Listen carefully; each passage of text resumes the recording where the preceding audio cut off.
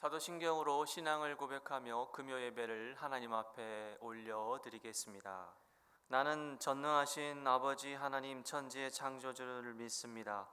나는 그의 유일하신 아들 우리 주 예수 그리스도를 믿습니다.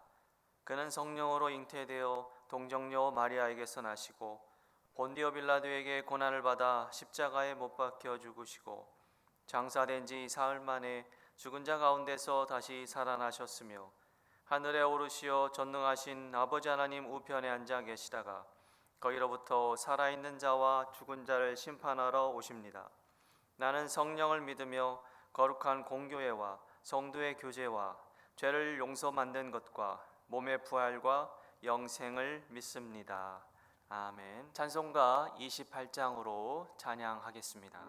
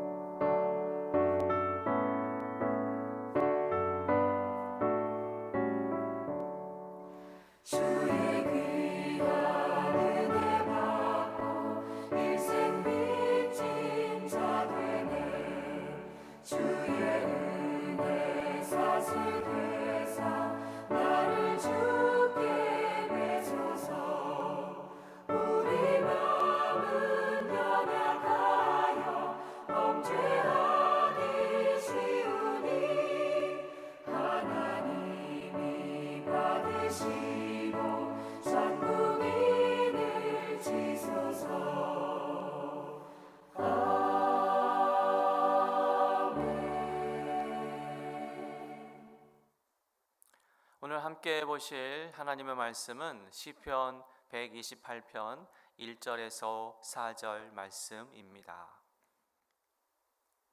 여호와를 경외하며 그의 길을 걷는 자마다 복이 있도다. 내가 내 손이 수고한 대로 먹을 것이라. 내가 복되고 형통하리로다.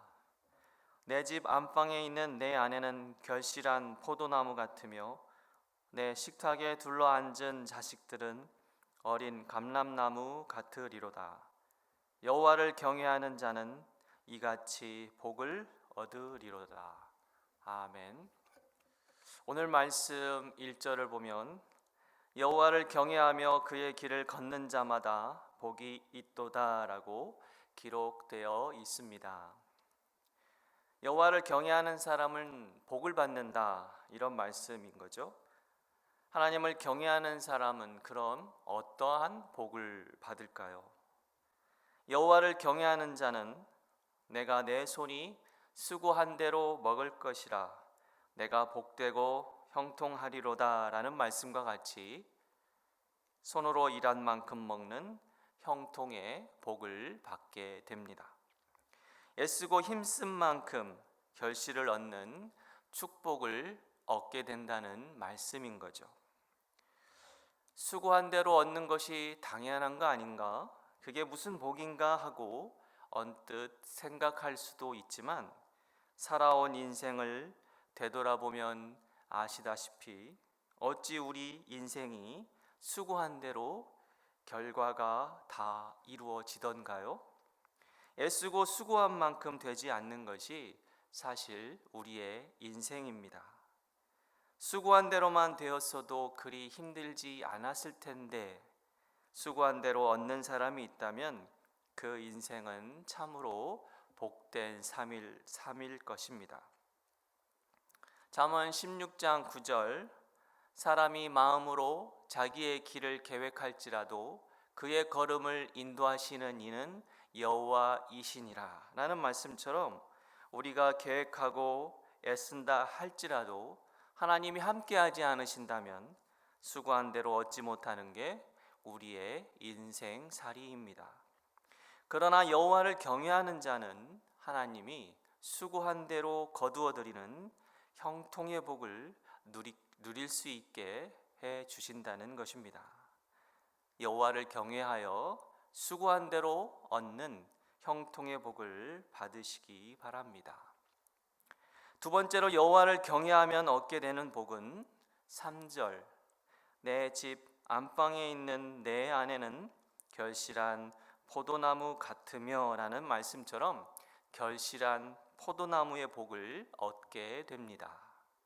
이 결실한 포도나무를 얻게 된다는 복은 자녀를 많이 얻는다는 복이죠. 시편이 써진 시대에서는 자녀가 많다는 것이 한 가정에 있어서 축복 중에 축복이었습니다. 지금이야 자녀 양육이 삶의 큰 무게로 다가오는 시대가 되어서 자녀를 많이 얻는다는 것이 복 중에 복이라는 말이 시대상을 반영하지 못하는 그러한 상황이 되었지만 그 당시에 있어서 다산이야말로 가장 큰 축복이라 해도 과언이 아니었습니다. 그래서 시편이 써진 당시 가정에 있어서 가장 큰 축복인 이 결실한 포도나무의 복을 얻는다는 것을 오늘에 적용해 보면 결국 우리 가정에 있어서 가장 큰 축복을 얻게 되는 복이라고 해석해 볼 수 있을 것입니다. 오늘날 가정에 있어서 가장 큰 복이라고 여기는 큰 축복은 무엇일까요? 아마도 가정마다 조금씩은 다를 것입니다. 어떤 집은 경제적인 풍요가, 어떤 집은 믿음의 가정이 되는 축복이, 누구네 집은 건강의 복이, 어떤 가정은 화목한 가정이 되는 것이 가장 큰 축복으로 여길 것입니다. 어쨌든 여호와를 경외하면 가정에서 원하는 가장 큰 축복을 받게 된다는 말입니다. 여러분의 가정도 여호와를 경외함으로 가정에서 가장 바라고 원하는 큰 축복을 받으시기를 소망합니다. 마지막으로 여호와를 경외하면 얻게 되는 세 번째 복은 3절 후반 내 식탁에 둘러앉은 자식들은 어린 감람나무 같으리로다 라는 말씀처럼 자녀들이 감람나무 같게 되는 복을 얻게 됩니다. 어린 감람나무는 열매 맺기까지 7년이 걸리지만 다 자란 한 나무에서 500kg까지 수확할 수 있다고 합니다. 어린 감람나무지만 잘 자란 감람나무는 이처럼 풍성한 열매를 맺게 되는 것이죠. 결국 감람나무 같게 되는 복이란 자녀들이 성장하면 자녀들의 꿈이 이루어져 그 꿈의 결과가 풍성하게 맺어지는 복을 받게 된다는 축복인 것입니다. 우리 필그림교회 가정의 자녀들이 여호와를 경외함으로 어린 감람나무와 같은 복을 받기를 소망합니다. 사랑하는 성도 여러분, 하나님을 경외하는 자의 가정은 이같이 수고한 대로 얻게 되는 형통의 복과 가정이 가장 바라는 큰 축복을 얻게 되는 복과 또한 자녀들이 잘 되는 복을 얻게 됩니다. 필그림교회 성도 여러분의 가정도 여호와를 경외하여 형통의 복, 가정에서 가장 원하는 복, 그리고 자녀들이 잘 되는 복을 여호와께로부터 얻는 축복의 가정이 되시기를 다시 한번 진심으로 소망합니다. 그런데요, 성도 여러분, 이런 복을 받기 위해서 우리가 특별히 유의해야 할 것이 있는데 1절 여호와를 경외하며 그의 길을 걷는 자마다 복이 있도다. 즉 여호와를 경외하며 그의 길을 걸어가야 복을 받는다는 것입니다. 좀 더 풀어 말씀드리면 하나님께 이례적으로 크게 경외했거나 또는 가끔 하나님께 경외해서는 안 되고 자신의 길을 걸으면서 즉 일평생 여호와를 경외해야 복을 받을 수 있다는 말씀입니다. 항상 찬송하고 쉬지 않고 기도하는 것이 하나님의 자녀의 모습이 되어야 하는 것처럼 여호와를 경외하는 것도 항상 해야 한다는 말씀인 거죠. 하나님의 말씀을 한결같이 주야로 묵상하여 주의 율법을 읊조리듯이 항상 경외심을 가지고 하나님을 경외하며 살아가야 복을 받는다는 말씀입니다. 내 기분대로, 내 마음대로 그때그때 신앙의 컨디션에 따라 오늘은 하나님께 경외심을 가졌다가도 어느 때는 경외하지 않는 자는 복을 받을 수 없다는 말씀인 거죠. 성도 여러분의 인생이라는 여정에서 하나님을 항상 한결같이 경외하는 성도님이 되시기를 바랍니다. 성도 여러분, 그런데 우리가 인생을 살다 보면 이런 문제로 고민할 때가 있습니다.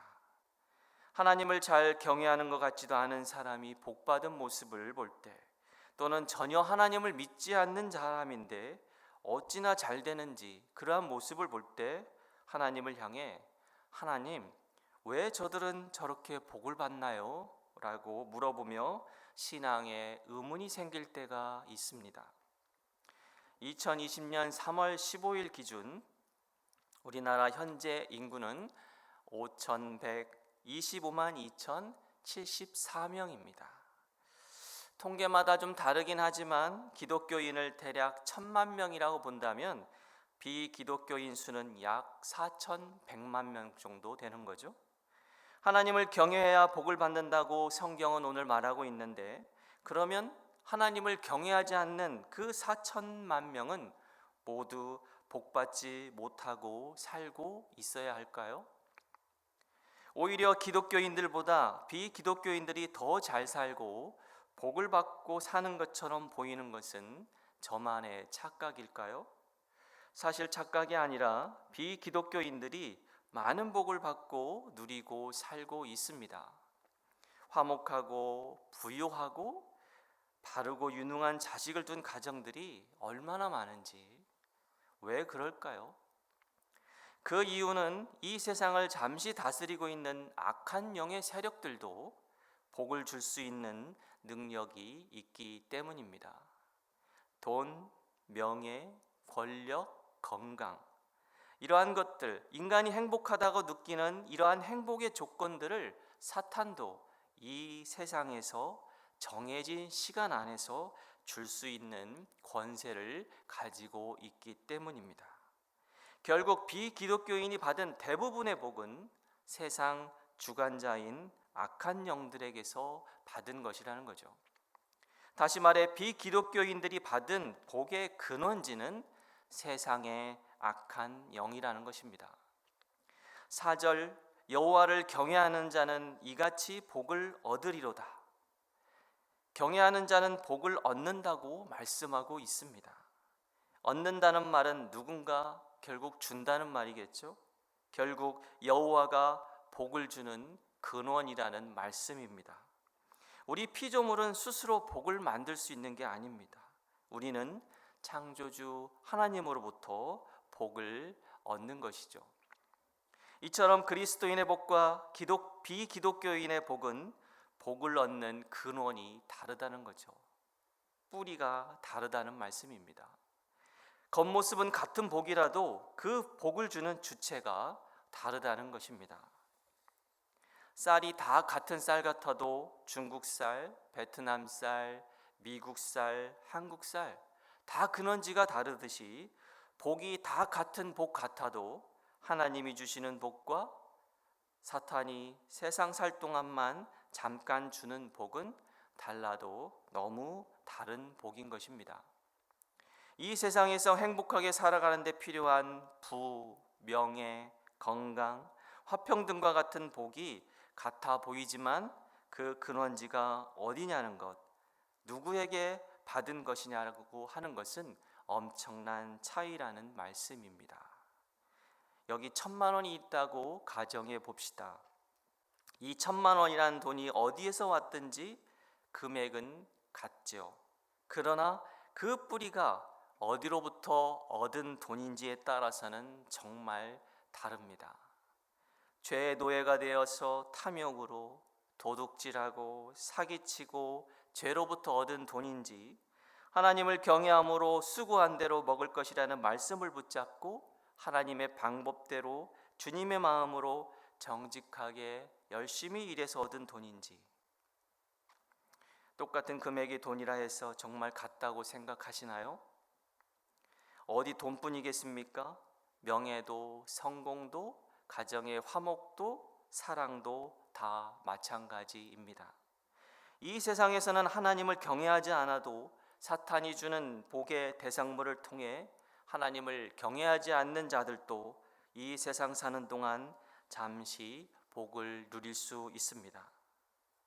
그래서 성경은 잠언 23장 17절을 통하여 이렇게 경고합니다.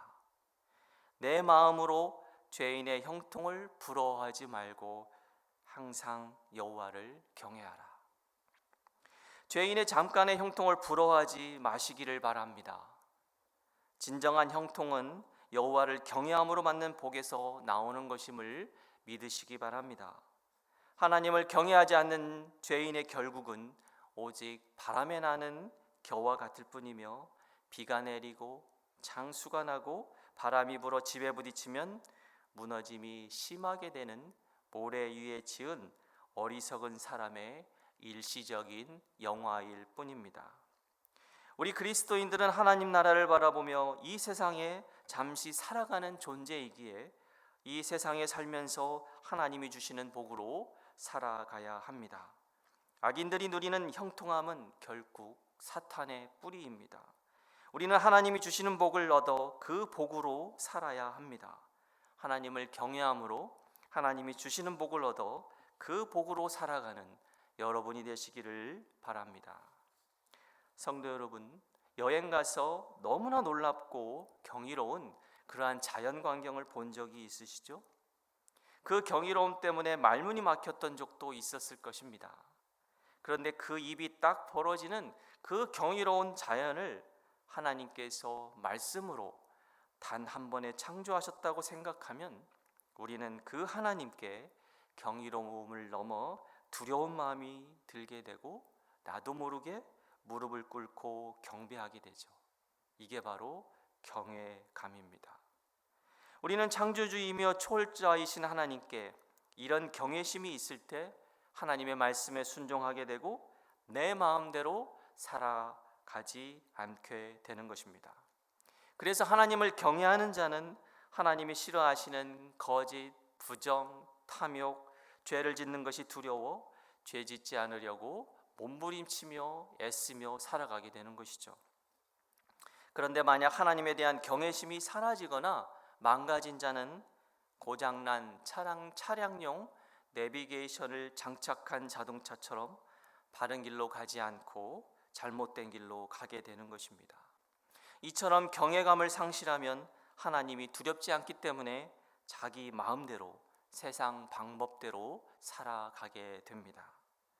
잠언 말씀에 여호와를 경외하는 것이 지식의 근본이요 지혜의 근본이라 말씀하신 것처럼 경외심으로 살아가는 자는 모든 일에 있어 하나님의 지혜로 살아가게 됩니다. 그래서 주님을 경외하는 자는 바르게 걸어가는 것이죠.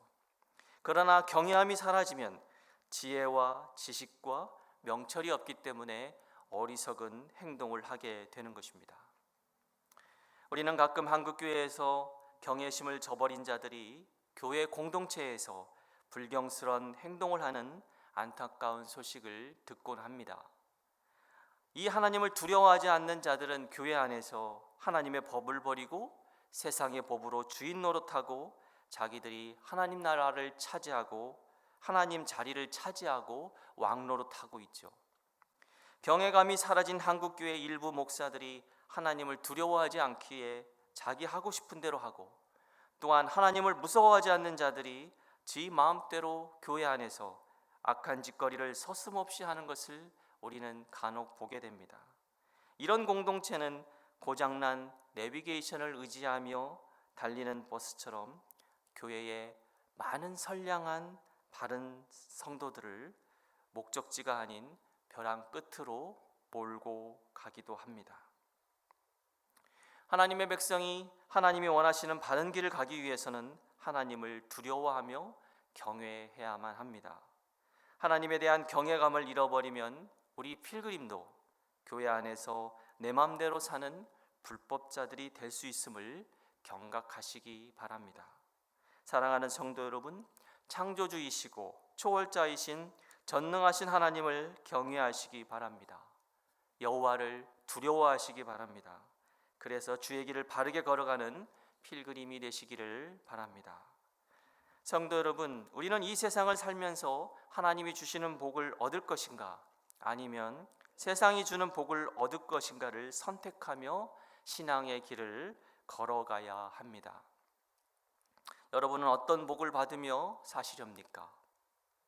세상 주관자가 주는 복을 받고 사시렵니까? 아니면 창조주 여호와가 주시는 복을 얻고 사시렵니까? 만약 여호와가 주는 복으로 살아가기를 원한다면 하나님을 우리의 평생의 삶에서 경외하며 살아가시기를 바랍니다. 여호수아는 나와 내 집은 여호와만을 섬기겠나라고 고백하며 하나님이 주시는 복을 받고 살기로 결단하며 살았습니다. 여호와가 주시는 복인지 사탄이 주는 세상의 복인지 선택은 여러분의 몫입니다. 사랑하는 성도 여러분, 이제 말씀을 맺으려 합니다. 하나님은 우리에게 당신을 경외하며 인생의 길을 걸어가는 자에게 복을 주신다고 약속하셨습니다. 여호와께 받는 그 복이 바른 복이요, 생명의 복이요, 우리가 붙잡아야 하는 복입니다. 하나님을 경외하여 하나님이 주시는 복을 얻는 가정이 되시기를 바랍니다. 또한 만약 경외심이 사라졌거나 약해진 분이 있다면 하루속히 하나님을 향한 경외심을 회복하시어 주님이 원하시는 바른 길로 걸어가는 성도님이 되시기를 진심으로 소망합니다. 우리 다 함께 기도하시겠습니다. 기도하실 때 오늘 말씀을 생각하며 여호와를 경외하며 복받는 가정이 되게 해달라고, 하나님을 두려워하는 우리 교회가 되게 해달라고 기도해 주시고, 연약한 성도들, 질병으로 고통스러워하는 성도님들의 빠른 쾌유를 위해서 함께 기도해 주시며, 또 코로나가 조속히 해결되게 해달라고 우리 함께 기도의 제목을 가지고 기도하시겠습니다. 하나님, 여호와를 경외하는 것이 복을 받음을 믿습니다. 하나님, 사탄이 주는 복이 아니라 하나님께로부터 받는 복을 소망하고 갈망하며 그 복을 받기 위해 하나님을 경외하며 나아가는 우리 모든 필그림 교회가 될 수 있도록 인도하여 주시옵소서. 하나님을 의지하고 하나님만을 경외하며 나가는, 하나님을 두려워하는 우리 모든 필그림이 될 수 있도록 하나님 인도하여 주시옵소서. 하나님만을 섬기는 그러한 거의 가정이 될 수 있도록 하나님 은혜를 내려 주시옵소서.